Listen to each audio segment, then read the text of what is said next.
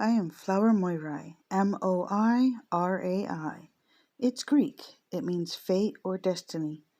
Today, I invite you to talk with me while I crochet. I passed the inspection. I'm still in my apartment. Surprisingly, I didn't even get a write-up. The property manager said that she didn't even remember me yelling out the window. She was shockingly chill about the whole thing. So that I don't ever have to go through anything like this again, I want to get the heck out of Dodge. I've been looking into land in Virginia because land in Vermont is way too expensive. To get decent farmland in a decent area, you have to pay close to $100,000 for only 5 acres. There is large, and I mean gigantic, swaths of land to purchase up in the Northeast Kingdom and over along the Connecticut River Valley, where you can get like 50 to 100 acres in one go for only like $1,000 an acre.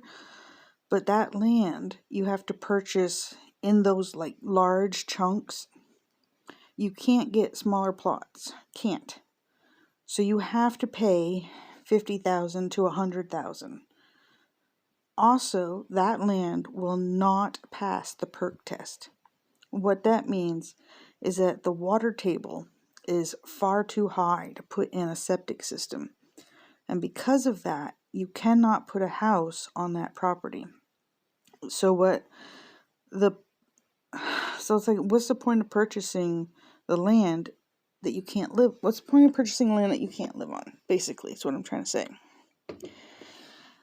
I mean, you could use it for RVing, snowmobiling, hunting, foraging. You can use it for camping. Like, I don't mean where you can like create a camp and charge people to come there and camp. I mean, like, you can go in the summertime with just your friends and family, camp out. So not like a way you could make money off of it. It's basically just a useless, overpriced tax write-off. So I was looking at land in Virginia. They have small lots, just the right size for what I need at a fair, decent price. The one I'm most interested in is 7.33 acres, and it's $25,000 if I pay with cash. It costs more if I go through financing, which I won't do anyway because I have to put $8,000 down, and there's no way I'm going to put that amount of money down on something that I can't guarantee myself that I'm going to be able to finish paying off on. I would rather save up the $25,000 in cash and then pay for it all at once. I'm giving myself a year to do it. This gives me something to hope for. This gives me something to dream about. That's real here in the waking world. That's here in reality. It gives me a reason not to permanently go to Fellgate and just stay there in my brain world forever. Because if I can get this land, I can start a small little homestead where I can have chickens and goats and meat rabbits and pigs and dogs and a cat for my son and honeybees. It gives me a place that's all mine. Nobody can ever throw me out of. That I never have to fear. I never have to leave. I can do whatever I want. It has a year-round brook running through the property, and it has 0 zoning. In the ad itself, it said, you can live your life however you want. That is what won me over. That is what made me fall in love with this faraway land, all the way down south. And they have normal seasonal change. Up here in Vermont, we have summer, fall, winter, fall, so winter, spring, mud, spring, summer, construction. In Virginia, they just have summer, fall, winter, spring, and each season lasts the normal 3 months. Here in Vermont, it is depressingly cold for 6 months of the year. And then we have 3 months where it's cold half the day and lukewarm for the other half. We only have 3 months where it's actually warm enough to enjoy yourself. And most of the time during that 3 months, it's raining. The 1 month during those 3, it's not raining. It's so dang hot. You want to peel your flesh off and crawl in the freezer because you did not know that a northern state could get that hot. Vermont is messed up as far as the weather goes. We actually have a saying up here in Vermont. It says, if you don't like Vermont weather, wait 5 minutes. I kid you not. Anyway. So I've been doing a couple things to try and make money for this. I mean, I literally just started. So, like, when did I found the land 2 weeks ago. Okay, but so a couple of things I've been trying to make money. Obviously, I'm doing this. I know I originally started this channel so I could meet Aaron or any of the people in my headcanon. I also have my Patreon, which, by the way, I did lower. I realized my prices are ridiculously high and absolutely nobody would pay for that. So now it's 2, 8, 12. No, I know it's 2 and 8. I can't remember what the third one is, but I know it's lower than the 25. I think it may be 18. I don't remember. I've just been posting up my artwork there. It's still, I still don't have a single patron. Still, the only things I'm offering is I'm writing postcards for level 1, cards and a birthday gift for level 2, and a full-length letter every month. Okay, yeah, so the postcards every month for level 1, a card every month, and a birthday gift once a year for level 2, full-length letter every month, and a small monthly gift every month for level 3.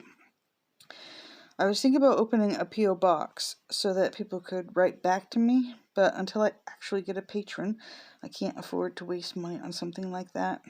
And I can't risk giving out my physical address because, crazies.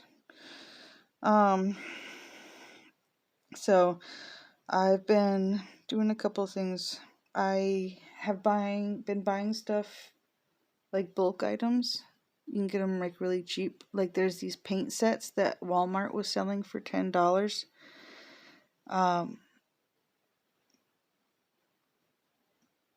My assistant just came on. No, go back.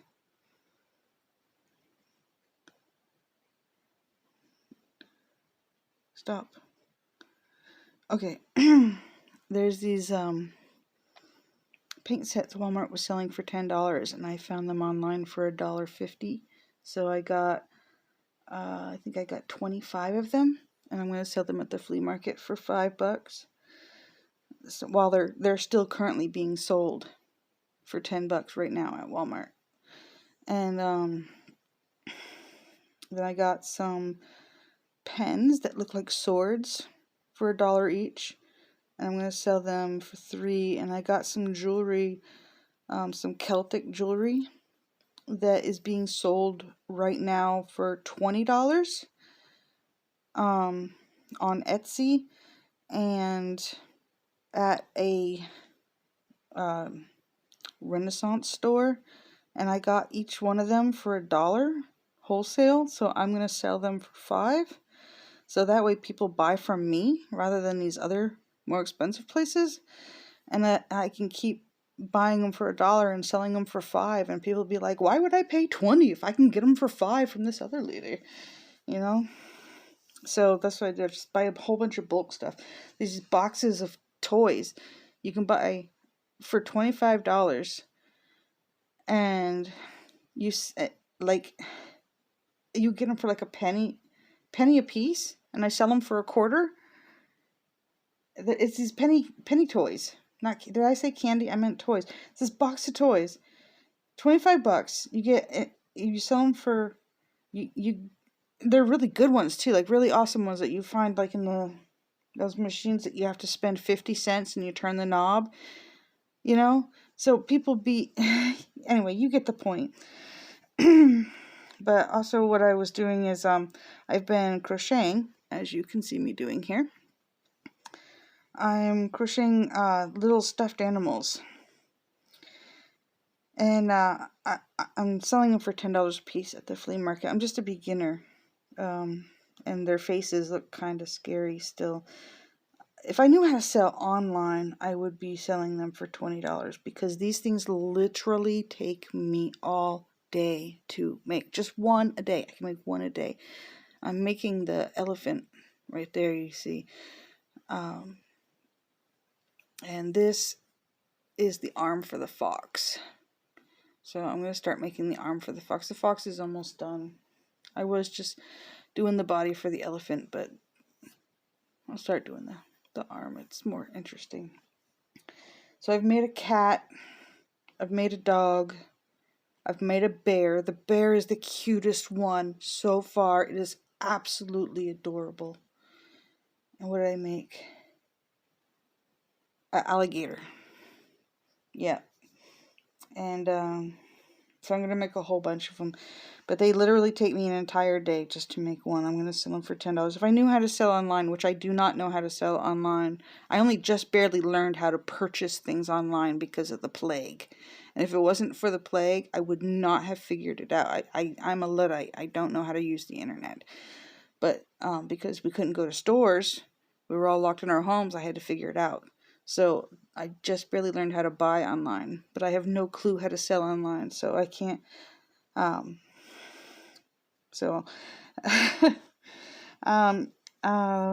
was I? Oh yeah, so I'm going to be selling these at the flea market. If I manage to sell them for $10 a piece, I will literally be making $10 a day. So I will officially be a sweatshop slave laborer. That is how desperate I want to have my own land and my own home. Which, by the way, I will be building my own house on the land with only my mother and my son to help me. I am hoping my best friend Roxy and her 2 daughters will come up from Florida and help me, but I'm not going to say it's a guarantee until the day comes when she actually shows up on the land. I also have a friend, Steven, who may or may not show up. Maybe he will bring his son, who is the same age as my son. My eldest and their fiancé may or may not show up, but I doubt either one of them will do any physical labor. They refer to themselves as male, but neither of them has a Y chromosome, and they are very, very effeminate, so I seriously doubt that either of them knows which end of the hammer is the one to use on the nail, but it will be nice to have them come over and keep me company while I'm doing the work. They both live in Virginia already, so it's not a long trip for them. It's an hour. The land is an hour from where they live right now. So my brother, who lives in South Carolina, and his youngest daughter and her husband may come over and help, but again, not a guarantee. And I have some family here in Vermont and some in Alabama that may come and help, but none of this is a guarantee. The only person that is a guarantee to be there with me is my son, and that's only because he's still a minor and he has to go where I tell him to go. His friend Jonathan has guaranteed that if I get the land, he will show up. So I guess there's 2 guarantees. All this blabbing on, and I have not yet answered question 8 of the True Love Psychology quiz. All right, question number 8. Name 3 things you and your partner have in common. I do not have a partner. I haven't had a partner since 2012. Yes, I have been single since 2012. I have been celibate since 2017. Wow.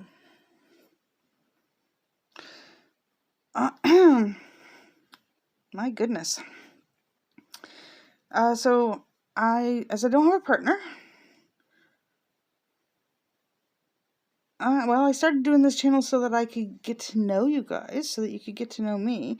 So I guess, let's see, I guess I could say 3 things that I would like a future partner to know about me. Okay, number 1, I'm going to say a list. Some of you may know this list, some of you won't. Loyalty, duty, respect, selfless service, honor, integrity, personal courage. Do you know these traits? Anybody know that list? These personality traits I've always had. I've always looked for in others, expected others to have around me, but I didn't know they actually had a name until I went to a very special place. Anybody know that place? Basic training. These are the traits that are instilled in us in the United States Army. Yeah, that's what makes a good and decent human being. This is what I tried to instill in my children. Some of them stuck, some of them didn't. Please don't thank me for my service. I wasn't given the chance. They tossed me out on a medical right after basic training. However, if given the chance, I was going to be a lifer. I did not sign up to be a weekend warrior. I actually signed up for active army. Yeah, none of that 1 weekend a month, 2 weeks a year. No, it was regular army for me. 67 Tango, that was my MOS. Back then, it was helicopter maintenance and repair. I am aware that it has changed to something else now. I don't remember what. I would have stayed for the entire 40 years. I loved every minute that I was there. Everyone else complained, said they couldn't wait to get done basic training. They wanted to get home, get out. I never wanted to leave. When they told me I had to leave, I literally broke down crying on my first sergeant's desk.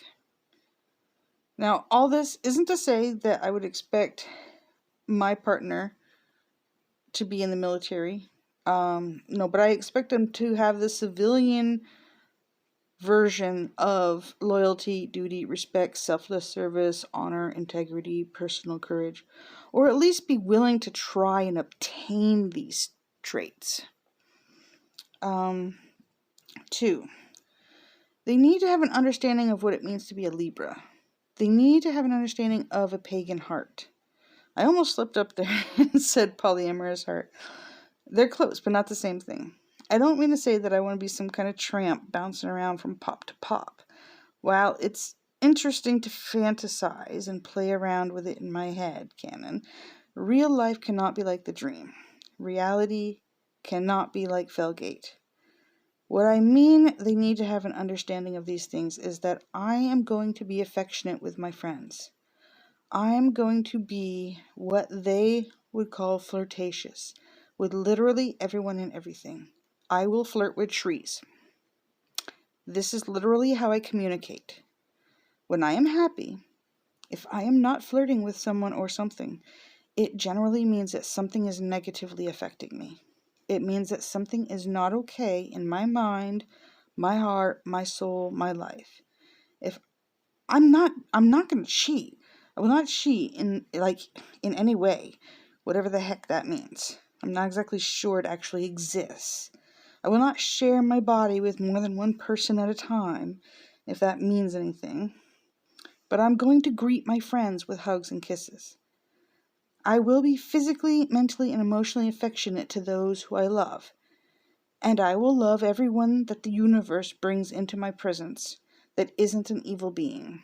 That doesn't mean I'm not going to have enough love left over for my partner. In fact, it means I'll be able to love them even more because I've just got a whole bunch of practice in throughout the day.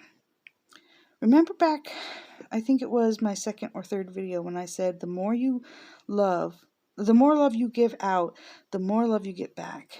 This is very true. It will always be true because love is multiplied by spending it, by using it, by giving it, by sharing it. Love can never run out. The more it is expressed, the greater it becomes. The third thing is, because remember, there's like 3 things. The third thing is that they should know and understand is that I have been through just about every hell that a human being in a first world country can go through. I am not going to tell everybody everything.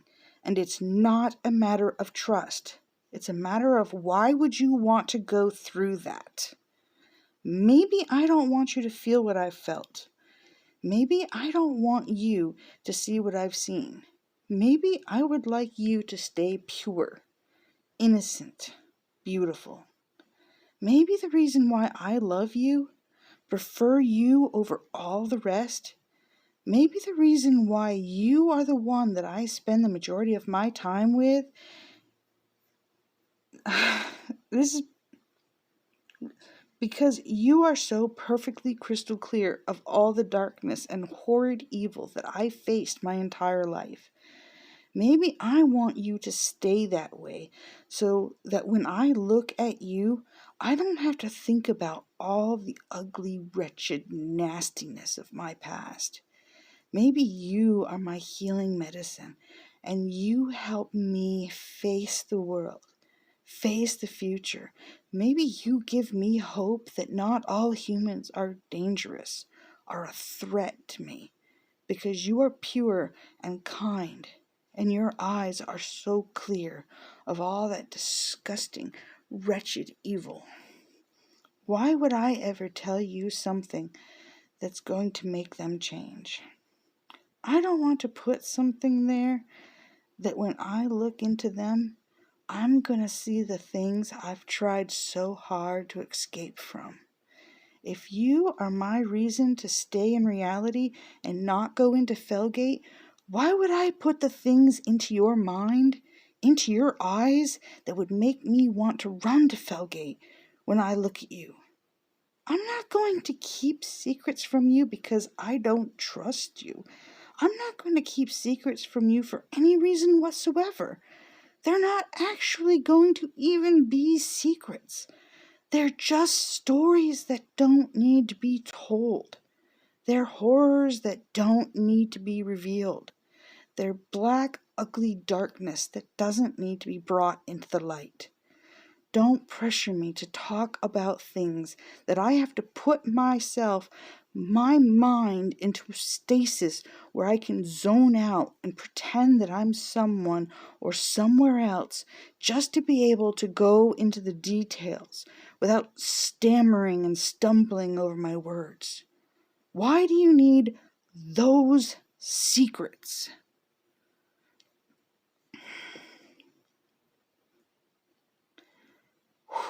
Whoa, got deleted there. Sorry. I'm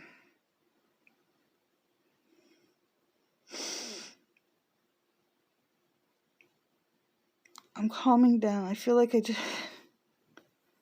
just got into a fight.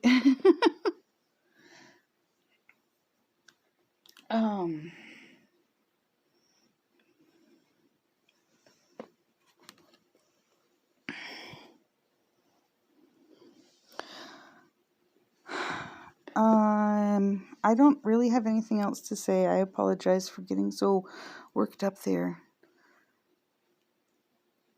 Alright, I'm gonna call it a night. I need to go meditate, I think, and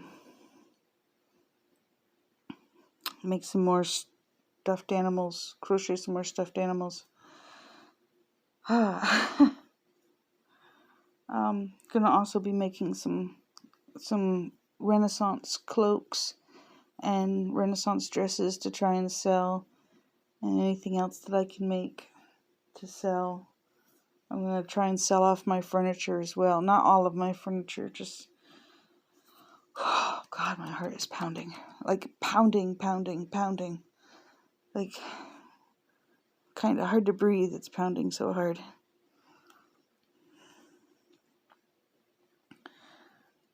Oh, I'm so sorry about getting so worked up on you guys.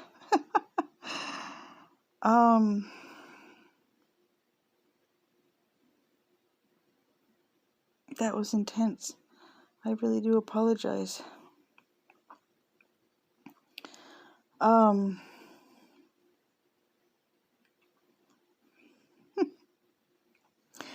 Anyway, I am so sorry. I hope that you guys still love me.